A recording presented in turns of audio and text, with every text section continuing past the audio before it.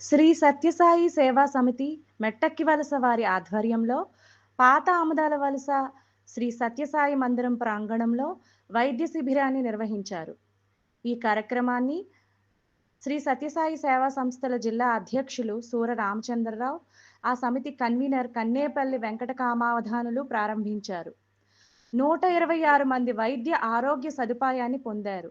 ఈ వైద్య శిబిరంలో ప్రముఖ వైద్య నిపుణులు డాక్టర్ తాతయ్యలు, doctor K Hemanth, doctor A V Padmaja, doctor D Suresh, doctor Pappala Soujanya ఈ కార్యక్రమంలో పాల్గొన్నారు.